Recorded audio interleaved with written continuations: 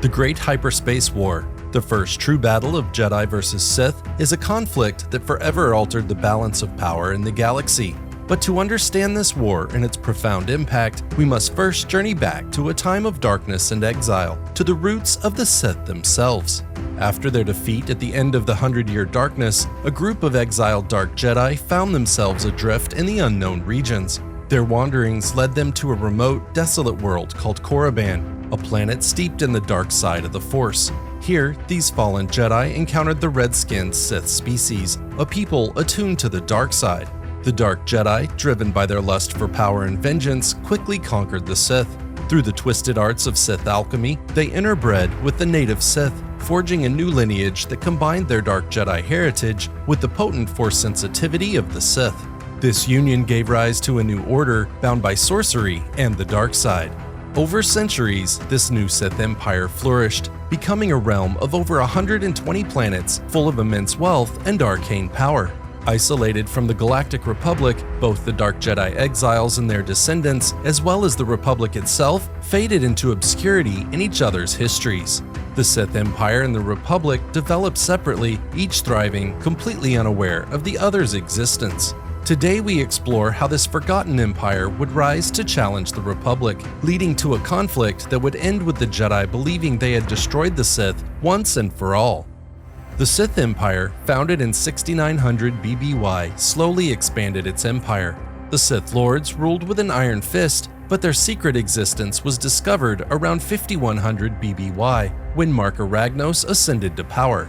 Ragnos, known for his strength in the dark side, secured his position through a duel to claim the title of Dark Lord of the Sith. His reign, which lasted a century, is remembered as the Golden Age of the Sith. Under his guidance, the Sith expanded their knowledge of dark side sorcery and alchemy, creating powerful artifacts and weapons that would become legendary. This era of opulence and dominance set the stage for the Sith's re-emergence into the galaxy. The death of Marka Ragnos in 5000 BBY left a power vacuum within the Sith Empire, a void that was quickly contested by two Sith Lords, Naga Sadow and Ludo Kresh. These rivals vied for the mantle of Dark Lord of the Sith, and their duel for control coincided with the capture of two Republic explorers, siblings Gav and Jory Daragon. Sadow saw an opportunity and, playing on the illusion of an imminent Republic invasion, positioned himself as the savior of the Sith. As the Dark Lord of the Sith, he called for a preemptive invasion of the Galactic Republic and prepared the Sith for war. Allowing Jory Daragon to escape, the Sith secretly planted a homing beacon on her ship that led the Sith fleet directly to the Republic. The Great Hyperspace War saw the Sith Empire challenge the Galactic Republic. Naga Sadow orchestrated the Sith invasion using a combination of military might and dark sorcery. His mastery of Sith magic allowed him to cast the illusion of a much larger Sith force. The initial stages of the war saw the Sith Empire enjoy a series of victories as the Republic, caught off guard by the sudden onslaught, struggled to mount an effective defense. And for a time, it seemed as though the Sith might achieve their goal of conquering the Republic. However, the Republic, bolstered by the Jedi Order, launched a counteroffensive that stalled the Sith advance. A crucial turning point came when Sadow was betrayed by his Sith apprentice, Gab Daragon, allowing the Republic to drive the Sith back to Korriban. When Sadow returned to the Sith homeworld, he discovered that his former rival, Ludo Kresh, had claimed his empire. In the subsequent battle, Sadow ultimately triumphed but left the Sith forces severely depleted and vulnerable. The Second Battle of Korriban was a brutal engagement that saw heavy casualties on both sides.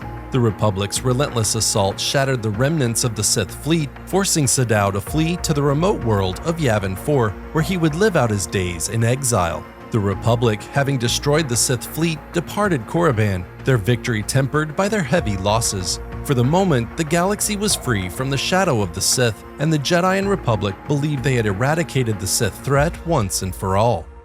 As the Republic began to rebuild and recover from the devastation wrought by the Sith, Supreme Chancellor Poltimo authorized a joint Jedi-Republic counterinvasion of the Sith worlds. This mission aimed to obliterate any lingering threats and ensure the Sith Empire could never rise again.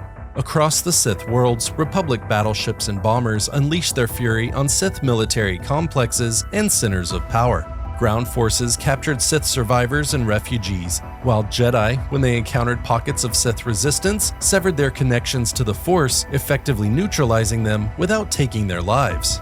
The Jedi also embarked on a purge of Sith artifacts and scrolls, recognizing these items as potent weapons of the dark side and propagators of Sith ideology. Jedi shadows scoured the Sith worlds, destroying or recovering these dark relics to prevent them from corrupting future generations. Despite their thorough efforts, some caches of Sith knowledge survived, hidden away and awaiting rediscovery by future dark side adepts. This period also saw a debate over the preservation of Sith artifacts. Curators at the Galactic Museum on Coruscant called this a cultural desecration and demanded their preservation for historical and educational purposes. The Jedi Order eventually agreed, allowing certain artifacts to be displayed in the Galactic Museum's Sith Hall, provided all Sith holocrons were handed over to the Jedi for safekeeping. In addition to capturing survivors and destroying artifacts, the Republic and the Jedi obliterated sacred Sith sites. These sites, rich in darkside power and housing arcane Sith lore, posed a threat if left intact. The burial grounds of the Valley of the Dark Lords on Korriban, monolithic statues and monuments on Begarin, and other significant structures were systematically destroyed. The galaxy believed it had finally rid itself of the dark shadow of the Sith, bringing an era of peace and security. However, the seeds of the Sith's return were sown in the hidden artifacts and surviving knowledge, waiting for the right moment to challenge the light once more. The once mighty Sith Empire was plagued by internal conflict, famine, and disease. The defeat of two Dark Lords in quick succession plunged Sith society into the barbarism from which the Dark Jedi Exiles had first emerged millennia before. The surviving Sith, their morale crushed, faced a grim reality marked by ritualistic mass suicides among the lower castes. As the Republic and Jedi pressed their counter-invasion, a new figure emerged from the shadows, one whose actions would alter the course of Sith history. A reclusive Sith Lord named Vitiate stepped forward, calling a conclave of all surviving Sith Lords. Vitiate began broadcasting messages of hope across the Sith worlds, warning that the Jedi intended to exterminate the entire Sith species, and urging the remaining Sith Lords to join him in a powerful ritual of Sith magic to defeat the invaders. Surviving Sith emerged from their hidden refuges among the shattered tombs and ruined cities. It was in these dire circumstances that Vitiate appeared, gathering 8,000 surviving Sith Lords and Sith Counselors. The assembled Sith believed they were gathering to perform a ritual that would turn the tide against the Republic. However, Vitiate had a far more sinister purpose. Unknown to those present, his true aim was not to save the Sith Empire, but to secure his own immortality and eliminate any potential rivals among the Sith. Gathering on the world of Nathema, Vitiate used a potent invocation to bind the assembled Sith Lords and their power in the Force to his will. Over 10 days, he conducted an extended immortality ritual that granted Vitiate immense power, but at the horrific cost of the planet and all life on it.